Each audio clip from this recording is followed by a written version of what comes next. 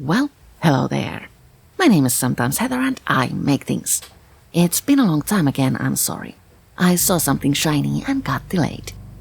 And speaking of shiny, every now and again I get bitten by the jewelry making bug. That happened last week, so here we are, starting with a necklace I made a while back. I need to change the rings that attach the pieces to my heart-shaped lock. They're a bit too large, which doesn't really look appealing. Swapping them out for smaller connecting rings gives the necklace a nicer look. I really like this thing. It's quickly become my go-to when I want to wear bright silver. I ordered a whole bunch of materials upon seeing a sale at Helmikauppa, a Finnish store for jewelry makers. Most of these are surgical steel. I have a square pendant among other things. Let's start with that. This comes with a glass cover. You're supposed to stick a piece of paper between the pendant and the glass and then glue them together. I'm a rebel, so I'm going to paint the bottom of the pendant with nail polish. This is a really pretty purple hollow I rarely wear. It's a bit colorful on me, but should work well for a small accessory. Painting turned out to be more of a challenge than I thought. I put on 2 coats, allowing each ample time to dry, and then glued the glass on. The pendant turned out, let's say, very unique. My paint wasn't even or smooth, and that really does show if you look closely.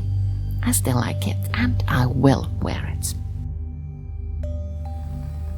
Next, I want to make something that can't be worn. Not by me, at least.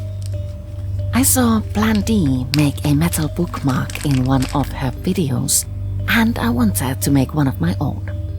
You can get these metal bases from craft stores. I will use chain and tiny heart pendants to decorate mine.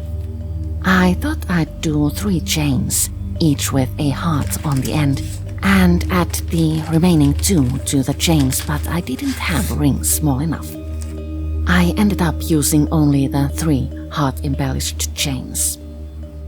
I secured each one to the metal body with a separate ring to add another detail.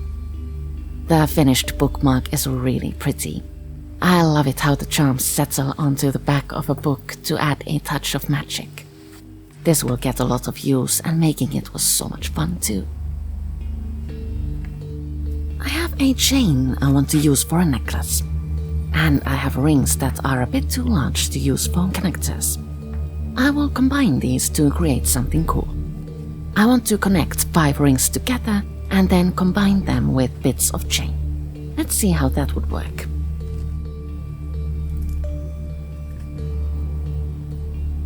Securing the rings directly to each other doesn't look that nice, so I will use small connector rings to attach the rings. That looks a lot better.